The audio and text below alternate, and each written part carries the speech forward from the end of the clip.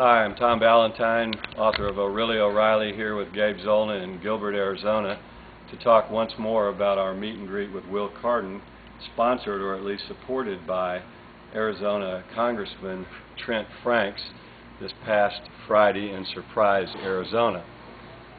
Trent Franks has been in Congress, I'm not sure how long, but just as an aside, it was very interesting. When I stood up to speak and to question him, Trent recognized me and called me by name, Tom Balantyne, and I was rather shocked because I've never met him. I've never been in a meeting where he's spoken.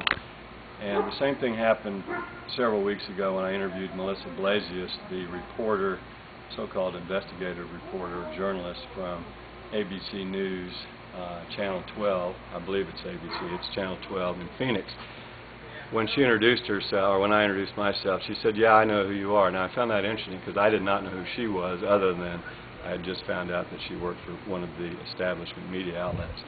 Now, I don't say that boastfully, but I say it to make an interesting point. Here, this congressman knew who I was. This reporter from one of the local establishment media outlets knew who I was. And all I am, folks, is a Tea Party activist and a citizen journalist. Now, with a brief aside, again, if I can just add this little anecdote, before the Arpaio investigation, I showed up with John Webster, another friend and cameraman, about an hour and a half early, and when we walked in, they asked me who I was. I said, "I'm Tom Balantyne. I'm a friend of Mike Zullo's," and apparently I was on a list, so they let me in.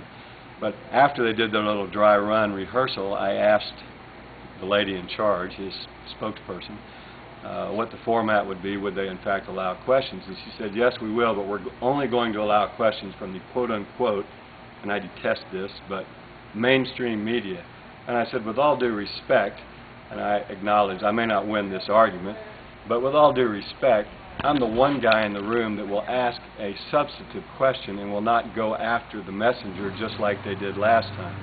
And her response was, "Well, if you feel impressed to do something or to say something, then I guess you should do that." And I said, "I will feel impressed," and of course we saw the result. But getting back to our little meeting with Trent Franks and Will Cardin on Friday, a good friend of mine, Jeff Lichter, also of the Surprise Tea Party, asked Trent, in essence, what he thought of the Arpaio investigation and what he planned to do about it. And basically, Trent went into this litany of things he had done previously, which was, in fact, to conduct a congressional investigation early in the, in 2008 or 2009 after Obama took office.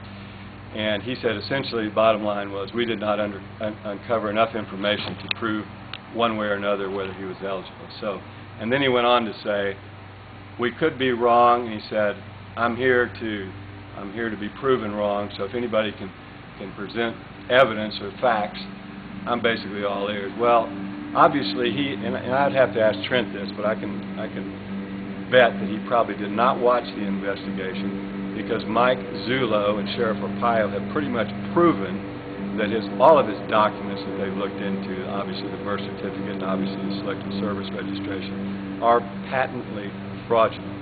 Not even close. They're not even good forgeries. So I doubt that Trent Franks has even looked at that evidence. But then afterwards I walked up to Trent and I gave him a copy of part one of my two-part book, O'Reilly O'Reilly, and I said, "Trent, you need to read this. And by the way, the only thing we're asking for you to do is to speak the truth."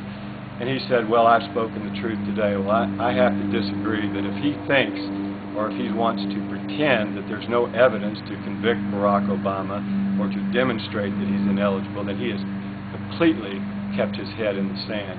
And anybody who wants to know knows that he's patently ineligible. So what I do in the book is I make a T list, and this was started by Ben Franklin. You've all seen it, basically all the pros on one side, all the cons on the other. Well, the pro list in his defense had about 3 items on it, and those were all basically inconclusive. Okay? The con list, those things that proved that he was ineligible, went on for several hundred pages. Now the book is 460 pages, so there's a whole lot of other information in there, but just that part, the pros and cons, the cons outweighed the pros by 10 or 12 to 1, and I'm sure it's far greater than that. So the bottom line is, no, Trent Franks, you did not do a thorough investigation. I didn't intend to do that. That wasn't even going to be the subject of my book, just one of 3 or 4 topics I was going to take up with Mr. William James O'Reilly, Jr. But once I got into it, it became the dominant theme of the book. It was obvious to me that there was no supporting evidence for his eligibility and an almost endless litany of facts that disprove his eligibility. So all I can say to Trent is you really did not want to know the truth. You did not really want to know the facts. You just wanted to be able to say, like Pontius Pilate, I've done all that I can do, and now I'm going to wash my hands of it.